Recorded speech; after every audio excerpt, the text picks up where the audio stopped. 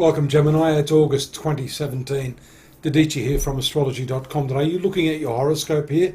It's a slightly different format this month that I wanted to adopt. I hope you can see the chart well enough. For the first couple of signs I realised it was a little small, so apologies to Aries and Taurus. But for you, as you can see, this month is very, very important. The reason I've put together the chart and this video in this format is for you to see exactly what's happening with the total solar eclipse that's taking place on August 21st. Here we see the third house of your horoscope taking precedence because of look at the tremendous energy that's focused here, Gemini. You've got this eclipse, a total solar eclipse taking place in your third house of communications. Incidentally, Gemini is the natural third house of the zodiac, so I think this is pertinent for you, and also by virtue of the fact that there are two very, very strong sets of trine aspects here, as you can see.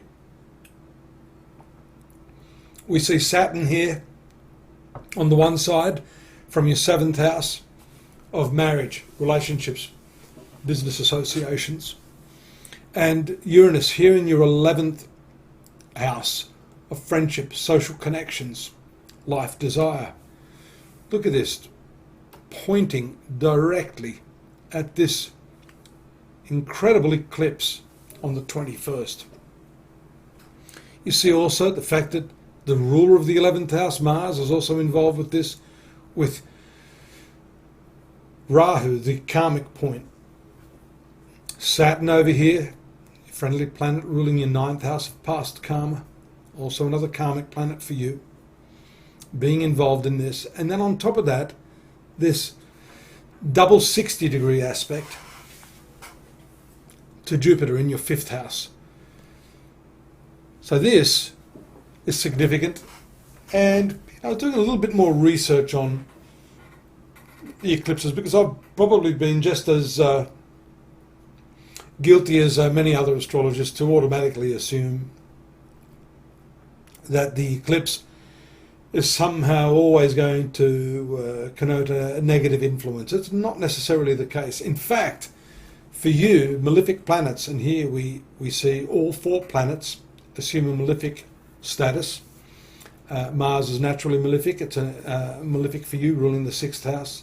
North Node is a natural malefic, temporarily benefic, ruling your 9th house of Aquarius. Moon is dark 1 degree behind the Sun. It assumes a malefic position, and the Sun, ruler of the 3rd house, malefic. Malefic planets in the 3rd house, especially when they're all conjoined together, constitute a very, very powerful and significant yoga or configuration, which bestows upon you some good fortune, especially having these favourable aspects from these other areas of the zodiac. So I'd be saying to you that things related to travel, communication, contracts, siblings even, may in some way, even if initially adversely affected, can turn out to be somewhat positive and in your favour. The immense release of energy is notable, and the 3rd house for you is very much to do with the courage to actually get up and do what it is you want to do. Here you see these 2 planets, Saturn and Uranus, diametrically opposed in nature, although they both rule the sign of Aquarius. Saturn rules Capricorn. Interestingly, the progressive Uranus and the conservative Saturn, both influencing this dynamic eclipse in the 3rd house of courage, to me indicating you've got pretty much equal opportunity through your traditional pathways and your non-traditional pathways from here on in to make your mark, to achieve what it is you want to achieve in terms of your life goals. But first, what will be released here are some of the fears, some of the adverse components of your own personality. some of the bad habits of your nature, as indicated by Mars ruling the 6th house, ruling the 11th house. This is considered malefic.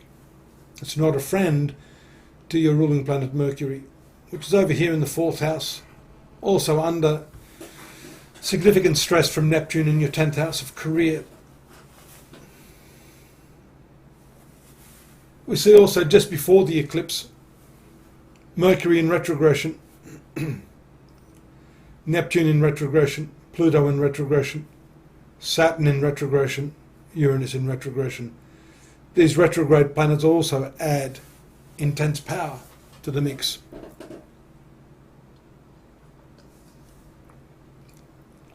So, how you deal with this is the test of this eclipse.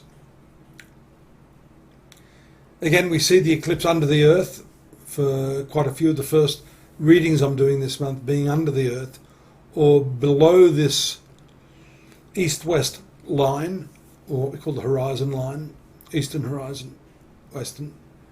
These planets, this eclipse, all of these planets pretty much occur under that line. So they're not in the visible part of the zodiac, is what I'm saying. These are all the subconscious urges and desires, some of the fears that you're holding on to. And beautifully, this eclipse is going to release a lot of that stuff. It's going to make you aware of that. The 3rd house, by the way, is your conscious mind, as opposed to the 9th house, which is your higher mind. 5th house, which is your spiritual mind, the initiated mind.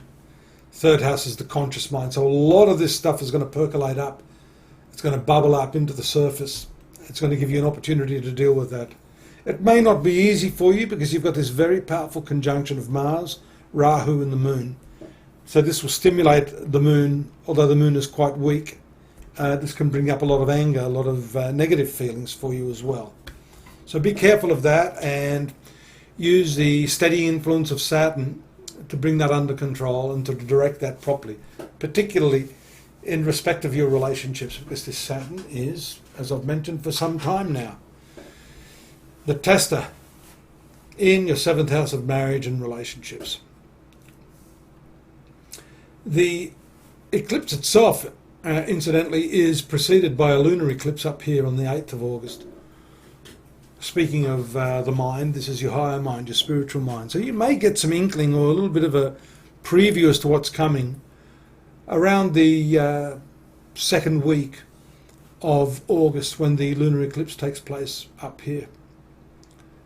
So this may have to do with studies, higher education, legal matters as well, because these planets, all of them, are opposite.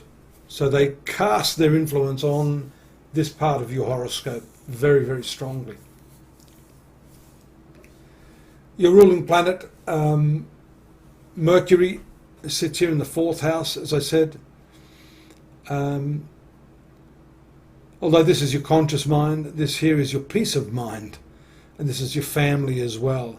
So we see here the influences that are taking place, especially with the retrogression, really working through some of your childhood issues, perhaps issues with your mother and your domestic historic family are indicated by this. So it's a big month for you. I haven't gone through all of the individual aspects one-on-one. I think it suffices to tell you that you've got enough on your plate with this combination of planets. And I do invite you to take a look at what we've written for you there in astrology.com.au for the month of August, some additional information that might help you. And I look forward to your company next month as usual. Thanks for joining me. Bye-bye.